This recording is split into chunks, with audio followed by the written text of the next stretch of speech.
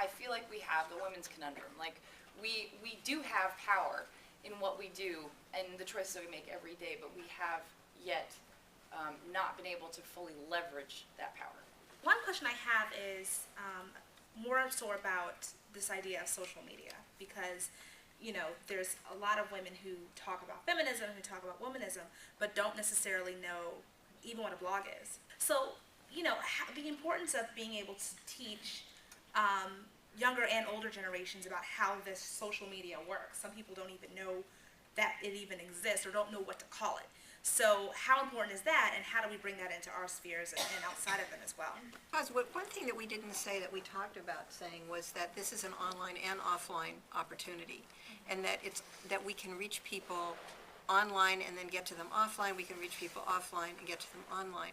And what you made me think, this is totally off the top of my head, but I think if people who were with this kind of orientation were to go and teach in community centers and senior centers, teach people how to use computers and work with the women and get inside their heads a little bit. As soon as they have grandchildren, they want to be online. Because they want to be able to email the kids and they want to be able to use the webcam and see how, who learned to walk and who lost a tooth.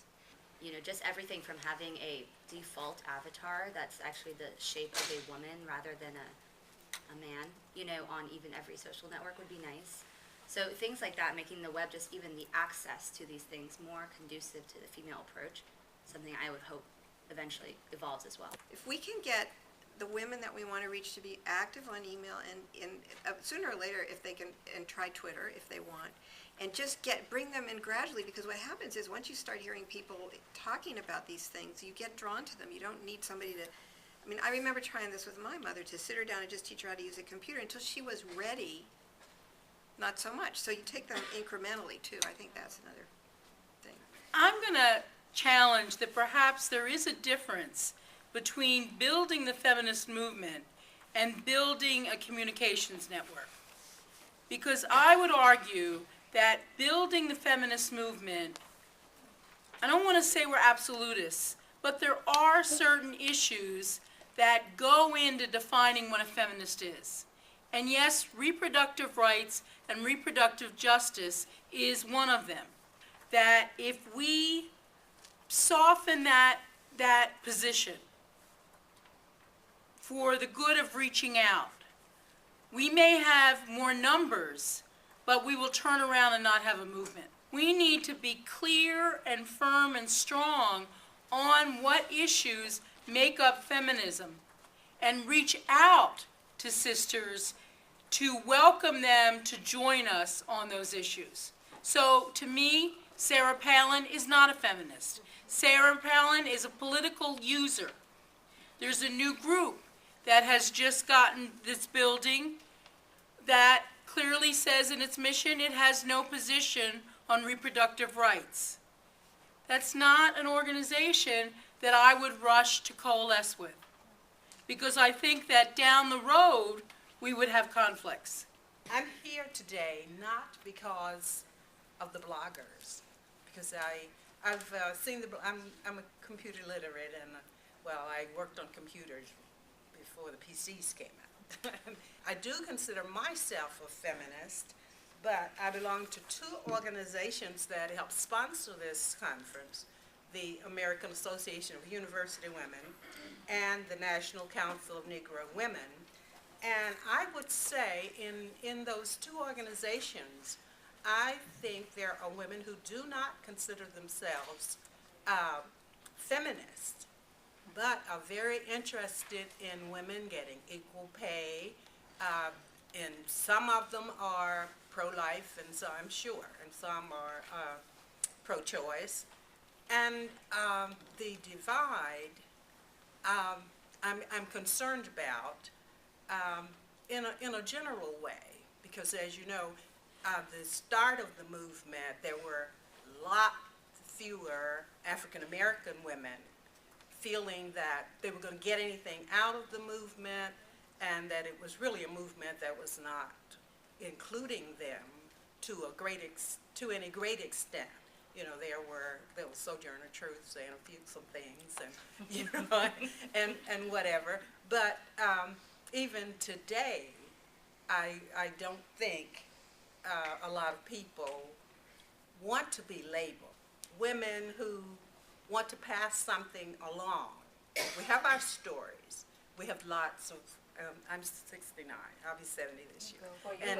And I'm the youngest of 3 women that came here together.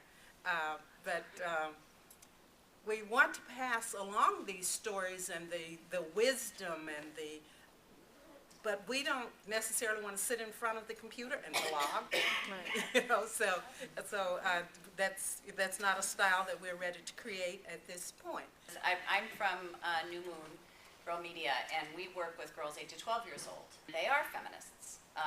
They are completely feminists, actually, I would have to say. Much more aware of thinking that things should be equal and fair than many teens are. Because I think many of us can relate anyway to going through a time in our teens when we're just trying to fit in. That's all we're trying to do, fit in with the larger culture. But younger girls are still very deeply connected to an expectation that the world should treat them fairly. And they are completely fascinated by stuff online, by new media. I have a 10-year-old niece who the thing she wanted the most for her birthday and Christmas was her own flip video camera so that she could start making her own films. And we can, there's a huge amount of energy there and support for feminism, and we can help. I mean, in the years that we've been doing this at New Moon, just with our print magazine, it helps girls to bridge that time from their girlhood to the time in college when many young women, traditionally have discovered feminism. The board of directors of U.S. Women Connect, which is an organization that started out of after the Beijing conference in 1995, the UN Women's World Conference, and they are there to, in every state we're present, to try and support the U.S. Women's agenda. They really want to start to incorporate new medias for their website. They think right now that we're very strong about organizing on the internet, but all we have is a website, and there's no input coming out, and there's very little output. So just what are some easy, quick things that we can do, since the whole idea is to have a representative in each state, and they've been around for since 1996, so it's been a number of years, but they're still working to get a representative in each state, and with these new medias, I think that's something we could have in a few days. I would search. I'm a big fan of listening online. Searching everything you can, board reader, Google, Twitter search. Are people already talking about your organization? You don't even know who they are. If they already are, find them, contact them. If they're out there talking, you can reach them. So I would do a serious data drive for maybe an hour, and just pull up who's already talking about your organization, find them, and then start creating the assets where they are. If they're on only message boards, then just go into message boards and say, hey, I'm looking for people in these areas. Or if they're in blogs, contact a blogger who has particular influence and have them do a posting. Right. You don't have to create your own social network to invest in the social media. That's, I guess, the point. I do a lot of work reaching bloggers, and and I have to find them in different categories. I've done everything from autism to makeup, and not that that's probably so far apart, but you can find cohorts in the area that you're interested in. International women's issues. Take 10 keywords and search. And I would say, I hate to say this because it's giving away a trade secret. I start every search with BlogHer because I do women almost exclusively. And BlogHer has lists in every category, just in probably 20, 30, 40 categories probably, more. And there are thousands of bloggers, maybe 15,000 bloggers. So you can find people where you can reach out to them and say, this is what's happening, do you have time to talk to me on the phone? Or you could post a comment, and when I do that and it's uninvited, I always say, I couldn't find your email, so I'm posting a comment. If they have their email on their site, write to them. And because you can tell where some of them live too. You can search some by states. I appreciate knowing about the blogging.